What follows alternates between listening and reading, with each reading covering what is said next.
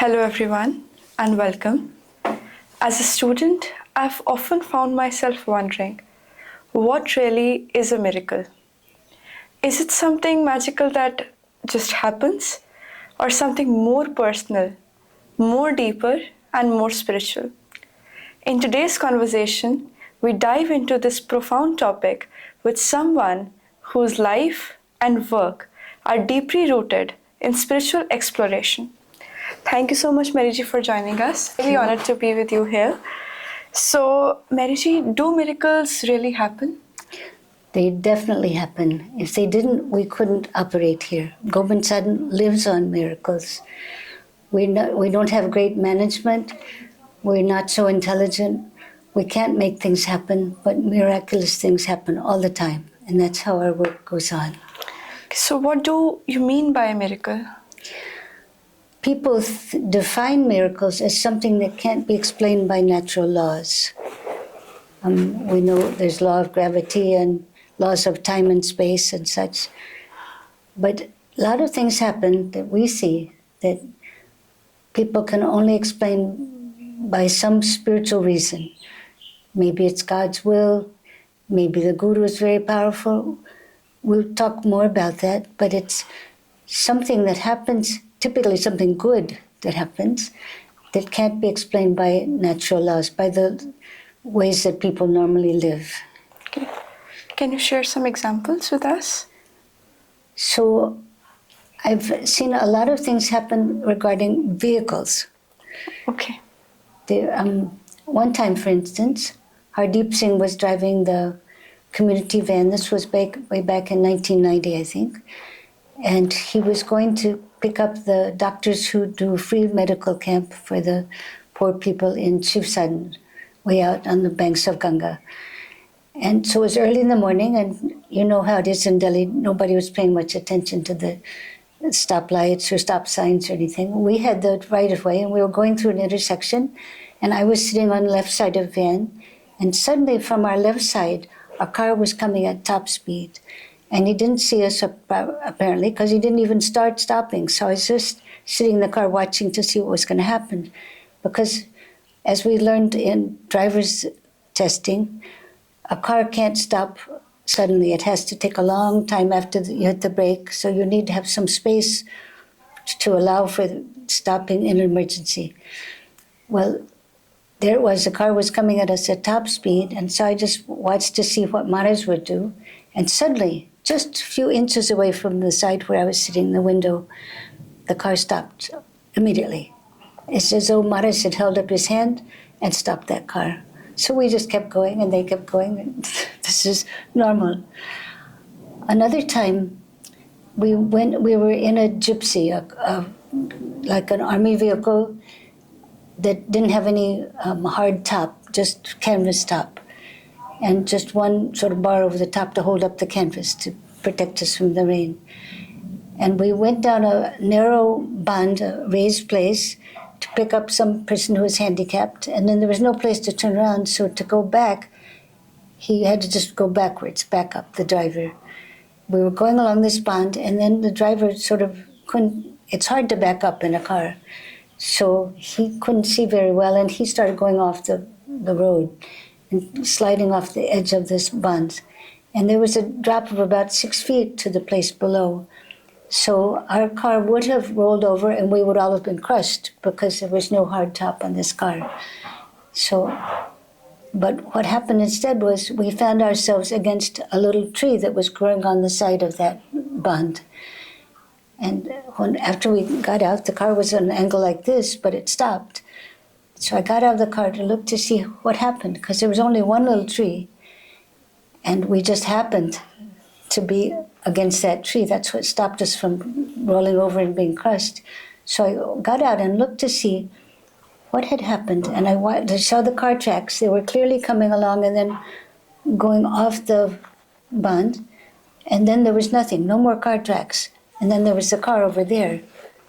So a car can't stop making tracks, so cars don't fly. So somehow that car was lifted up and placed against the only thing that would stop its fall, which was this little tree. So there were no tracks, just here was the tracks, and then no tracks, and then here was the car. So in the first case, how did that, by natural law, how did that car that was coming out of stop so quickly? And in this case, how did this car get lifted up and placed against this little tree? So another one that I didn't see, those were two that I saw. A person named Dati was up in the mountains. And you know, mountain roads are dangerous, and there's a sheer drop, and they're narrow, and they do like this. And his car was stuck in a traffic jam behind a truck that somehow had gotten wedged in sideways across this mountain road. Cars this side and this side were all stuck because this truck was in there sideways. So he's a devotee of Maharaj, Baba Virsa Singh, our teacher. And he said inside to Maharaji, he said, Maharaji, what to do? So Maharaj told him, go over and pick up that truck and move it by the back fender and move it aside. So being a very faithful and, I should say, and not simple-minded, he's an intelligent person, but he's a person who will obey orders. So he said, okay. So he went over and picked up the back of the truck, a big heavy truck, picked it up, put it aside, and then he said to his driver, let's get out of here. So they quickly left. So there are so many things that happen all the time that you can't explain by natural laws. 24 hours a day, we're seeing things like that. And we all know that it's because of Maharaji or because of some great power at work that we can't explain these things by simple logic. We don't even try to figure them out. They're happening all the time. So another thing happened to our dear friend who Maharaj called Malang. He was trying to get to where Maharaji, Baba Virsa Singh, was staying in Shivsadan. He was coming from Delhi, Malang. He took a taxi. Along the way, he realized that the taxi driver was drunk, and then he could see that they were about to run into a tree. They were going out of control and about to run into a tree. So Malang said, inside he said, Maharaj, please save us. Or no, he said, Maharaj, please save me. And what happened? The car indeed smashed into the tree. The car was totaled. The driver was killed. Malang didn't have a scratch. So he climbed out of the car and looked around. And the only thing that seemed wrong was he couldn't find his glasses, because he always wore glasses.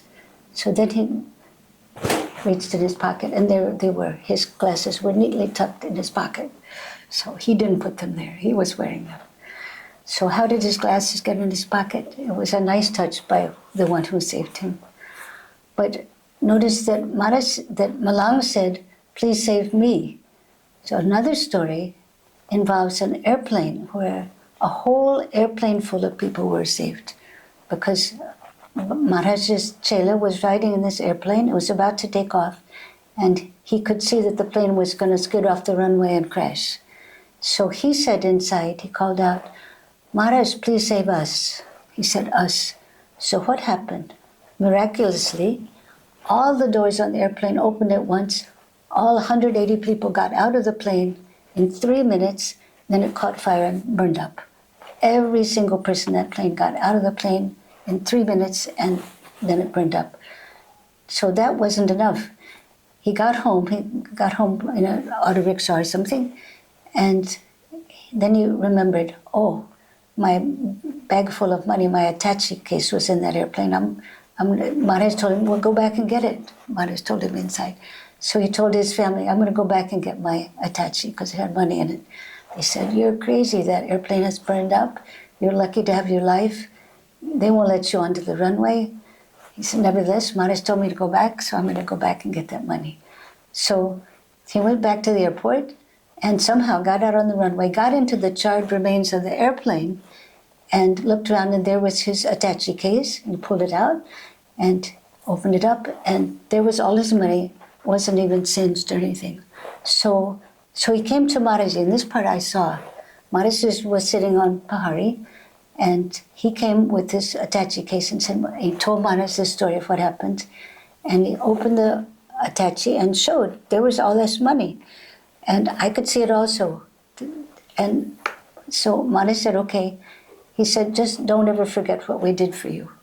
So this was, Maharaj never took credit for any kind of miracles, but this is the only time I think I ever heard him say that he had done something.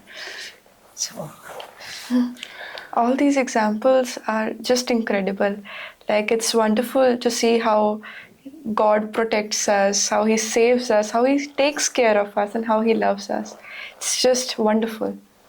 So, Meriji, is there anything called miraculous healing? And if it is, then can you please share if you have seen those miraculous healings?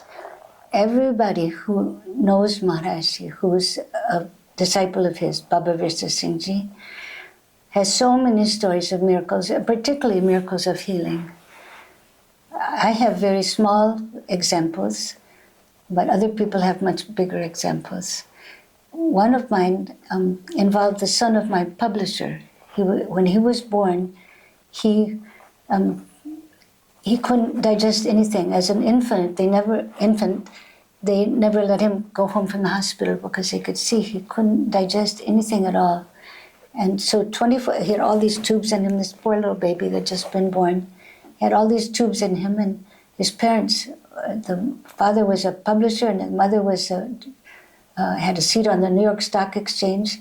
These were not village people, these were people that you wouldn't expect to have any faith in miracles, but they were beside themselves because 24 hours a day they were taking turns sitting with this child in the hospital. Nothing, the doctors couldn't do anything to help this child digest any kind of nutrition. And the child was getting weaker and weaker. So somehow I found out, and I said, well, I gave them some rock, the ash from heaven, where 24 hours a day people are always praying to God and reading Japsab by Guru Gobind Singh, which is very, very, very powerful scripture of praise of God. And so I sent them some rock from this heaven, this ash, and I said, rub it on his stomach, and it won't harm him, and perhaps this will cure him. So the mother, the stock exchange person, rubbed it on his stomach, and he started digesting things. And they took out all the tubes, and the baby went home. So ever after that, she never having before been a person of faith, had so much faith in this rock, this ash blessed by all people's prayers at the heaven, that she always put some of it under his bed, this baby. Another small example, my own father had a very painful tumor in his spine that couldn't be operated. And it was so difficult for him to sleep or move or do anything. So again, I sent them some rock from Gobind Sadan heaven, and I told my mother, just rub some on his spine in that place where the tumor is. It won't hurt him, but perhaps it will help. So without having much faith in it herself, but she was so concerned about his suffering, she rubbed that rock on his spine. The pain went away, the tumor went away, he was fine. So here at Gobind Sadan, we had a person named Suhail. He still comes here. He's brother of Bhagaji. He had a terrible motorcycle accident in which his spinal cord was cut in two halves. There was half up here and half up there that weren't joined. So he had no sensation in his body at all. And doctors said he'll never be able to even sit up, much less walk or do anything. So they asked Maharaj, and Maharaj told us, he said, take him to Jesus' place where Jesus appeared at Gobind Sadan, and rubbed the mud from that place on his back in that place, and he'll be healed. So every day they took him in a charpoy, 4 men, one holding each leg, and had him flat on the charpoy, took him up to Jesus' place. We prayed for him, and they rubbed some of the mud from that place. It used to be Kacha place, it wasn't like it is now, on his back. And sure enough, even though the x-ray showed there was no connection between his spine and the top and the bottom of his spinal cord, he began to be able to sit up, and he even eventually started walking of a sort. They made sort of railing for him, and he could move his legs and hold the rails and move along like that. So there's no way you can account for such a thing in terms of natural law. Putting mud on a person's spine, you can't heal a spinal cord that's totally in two pieces. So healings are happen wherever a prophet is, wherever a holy person is. These healings happen automatically all the time. And Maharaj always hid himself. He never showed himself as having anything to do with these. But we knew that something was happening, something was afoot. So These examples are really very powerful. You know, as a student myself, when we as a student, we feel lost at certain times. We feel uncertain. We don't know what to do. We don't even know what's our purpose in life. And it's really giving us hope that these divine miracles do happen, and it, changes everything. It's just so powerful. So, Mariji, can people get relief from financial problems also from this? one of my duties is to pray for people at Jesus' place. And so many people come with financial problems. They've taken loans that they can't pay back, and the burden gets heavier and heavier all the time. There's so much in stress. So from our side, we don't operate on basis of loans. We just do what we can with what we have in hand. So there's no financial burden on us. And we see that money is just like a river. Maharaj, in fact, told Gurcharan Kaur, who used to be our manager, he said that money is like a river. It just flows, and you just let it keep flowing through. Don't try to dam it up or it will stop, the flow will stop. But she sometimes was trying to hold on to it, and so the money didn't flow. But otherwise, we see that we run out of money and that we need some money for something, and just at that point, the same amount of money appears. It just keeps flowing through. Nothing left over, but it just keeps flowing through. So indeed, money can be part of miracles, but on the other hand, Maharaj always encouraged people to start small. If you're starting a business, for instance, start small. Don't take out big loans to start way in the air. Just start small with whatever resources you have. And have a goal in mind, and then God can help you. But prophets never told us to pray to get rich fast. You know? People want to win the lottery, or they want some huge contract to suddenly come through to rescue them from all their problems. And that's not Guru Nanak's mission. That's not a spiritual practice to rescue people, to make people rich. The Guru Nanak told us to work very hard with our own hands by honest means, and from what we earn to share with others, and also to remember that it's God who's doing everything. When people live simply, have faith in God, always remembering God, then miracles will happen, just automatically. Maharaj said that wherever God is being remembered 24 hours a day, as it is at Gobind Sadan, miracles will happen all the time, just automatically. Because some kind of, I can't say what, we don't know what it is, some kind of great blessing exists in such a place that things just happen automatically, full of grace, full of blessings. Wow. So have you seen Baba Virsa Singh Ji Maharaj doing miracles? I tried. I was always trying to catch him, because one of the things I was doing was photographing and audio taping and videotaping whatever I could that he was doing. So I was always lying in wait for him when I thought that a miracle might happen, so I could record it. But he never let me. He didn't. I never talked to him about it, but it never happened. One time, for instance, I was out at Shiv Sadan, our big farm on banks of Ganga, and Major Brar, his wonderful old devotee, he'd had throat cancer, and he'd had an operation for that surgery. And as soon as he got out of the operation, he came right to Maharaj for healing, because it was going to be hard to recover. It was a 7-hour drive, and they brought him. He was quite exhausted, so he was lying on a charpoy, and I sat with him, because we knew that sometime during the day, Maharaj was going to come by where we were. It was the center of the community there in Shiv Sadan. So we were just waiting, both of us waiting. He was waiting for healing and I was waiting to document the healing. So we just waited there all day long. Finally Maharaj came. And so Major Bar struggled to his feet. Maharaj walked by and I thought Maharaj would do something, touch him or whatever. Maharaj barely looked at him. Maharaj just said, "How are you?" And he said, "I'm fine." Maharaj kept going. But I was about 20 feet away. There was nothing had happened that I could possibly record. But I felt this huge surge of energy pass through. It was, even 20 feet away, I could feel it. It was so strong, passing through the ground. And at that point, when I felt that surge of energy, Major Sahib bowed to him and he said, "Thank you, I needed that."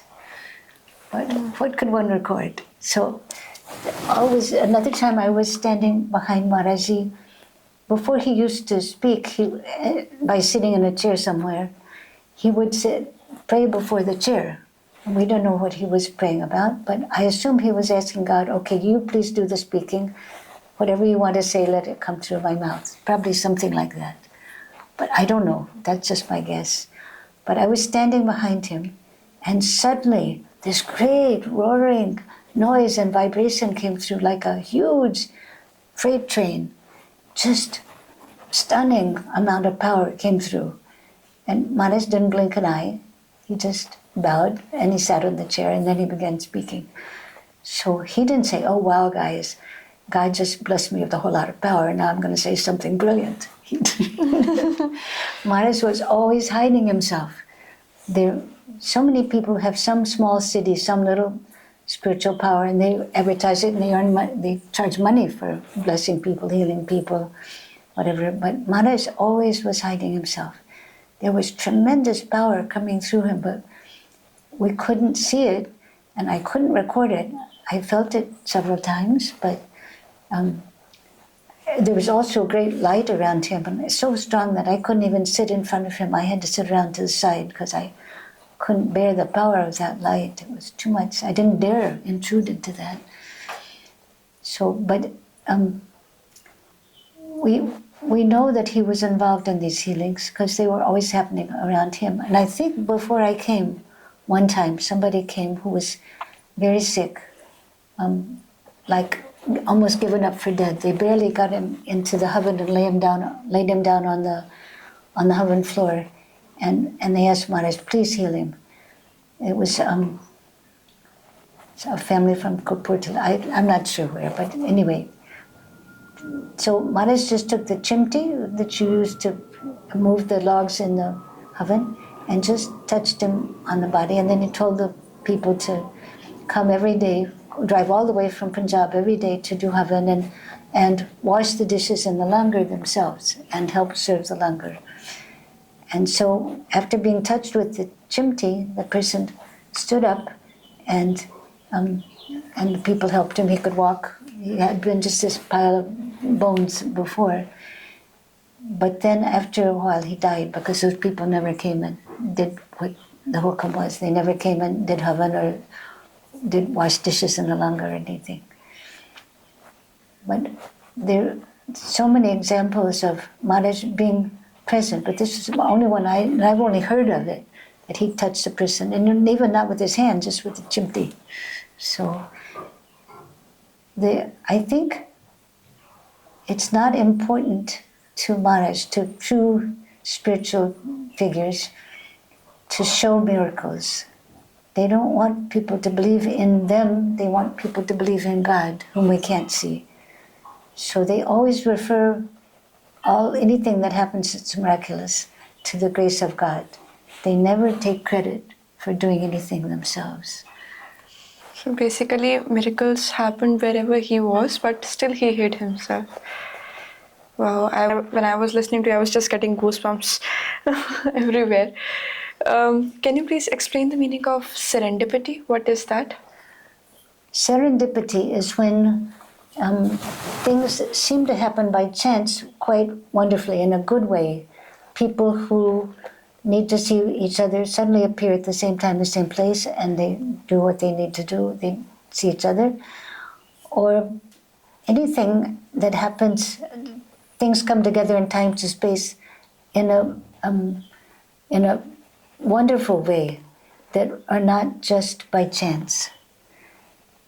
So this is the way things happen all the time at Gobind Sadan. As soon as a need arises, the person or the things or whatever it is appears. And I especially saw this happening when we lived at Shiv Sadan, which was a very remote place. At that time, we didn't have any proper roads. We certainly didn't have mobile phones. We didn't even have walkie-talkies. So Maharaj would always be traveling all through this very, very large, thousands of acres farm, and never announced his plans in advance, because he himself was being moved around by God, I think, by hukum, and just following the hukum. So how could he say, all right, today we're going to do this at 10 o'clock, I'll see you that place at 11 o'clock, at 12 o'clock I'll be in this place. Nobody ever knew. Where was he going? When would he be where? When would he come back? So in this scenario where he could be any place, anywhere in thousands of acres, again and again I saw that people would come and find him wherever he was.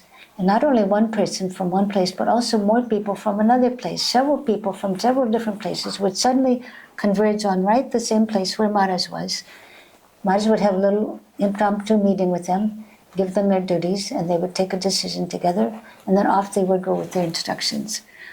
So there's no way you can account for that by natural law. But I think there's some other kind of law going on, which we don't know much about. Okay. So, do people need to see the miracles happen with their own eyes in order to have faith in God? Jesus, I think, said that those people who don't see miracles and still have faith in God, they're the most blessed ones.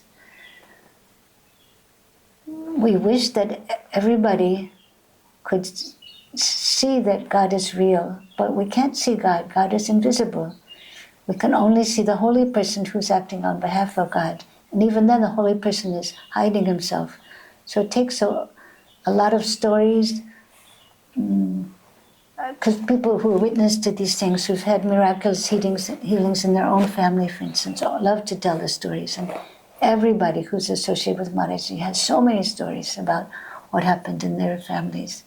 So I think it helps people to grow in faith, even if they never saw such a thing. If they hear again and again about things that happen because of spiritual blessings, they may grow in faith. And I think also that people who do have faith are probably more likely to experience miracles than people who don't have any faith. It's not an absolute rule, because there are a lot of exceptions to that. But people who just live in faith that God is doing everything, God knows what to do, we don't know what to do, we just follow best we can.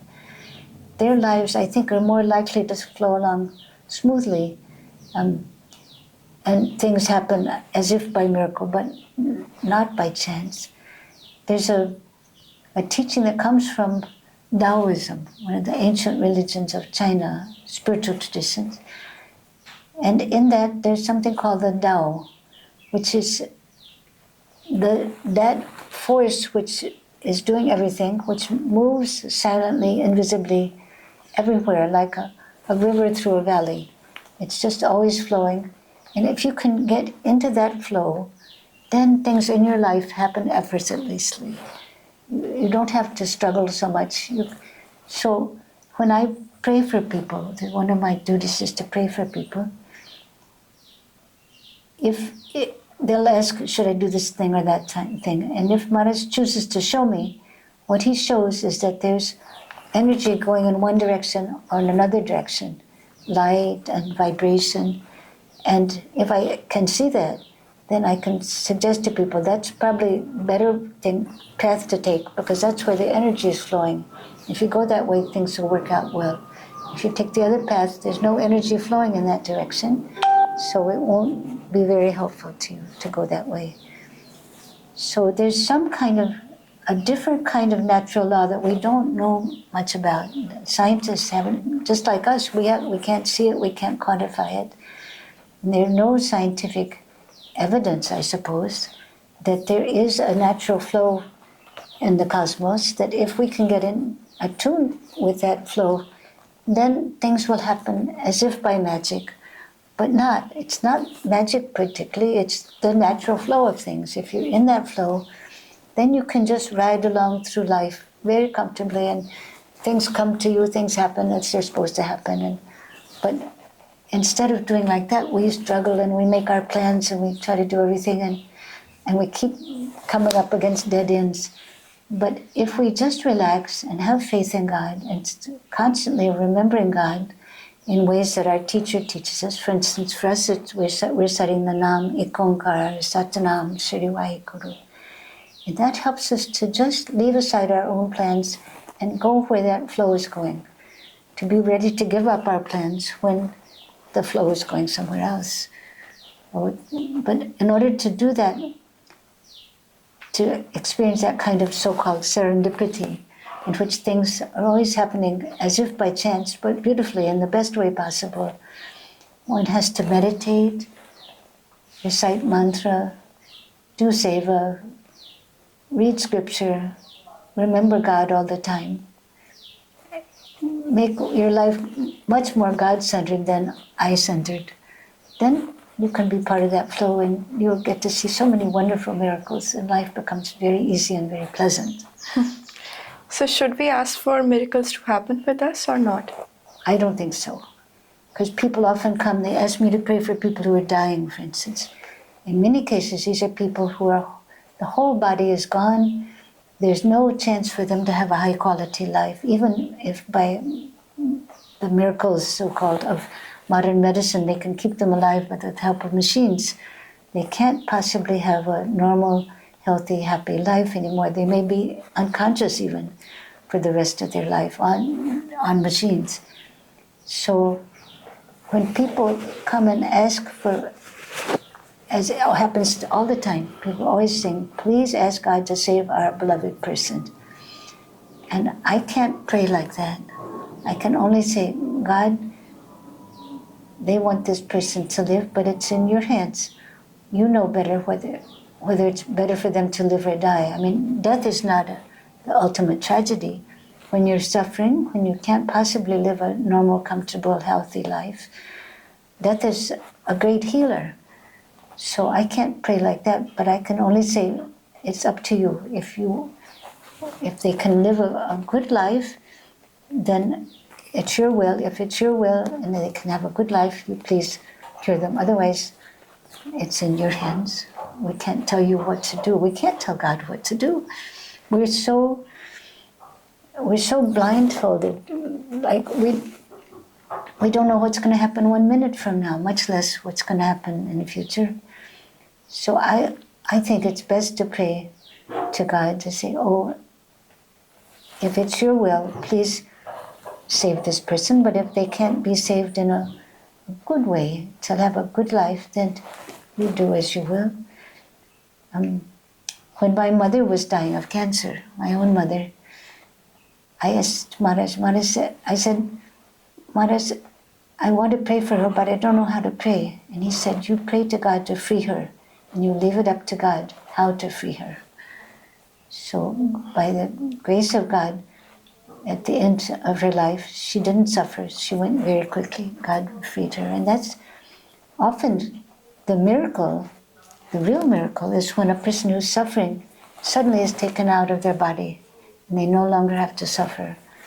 The tragedy is when a person lives on and on and on in a state of suffering, and people are paying all this money for the hospital bill and there's no hope, and they don't dare ask them to stop running the machines that are keeping them artificially alive. That's the tragedy.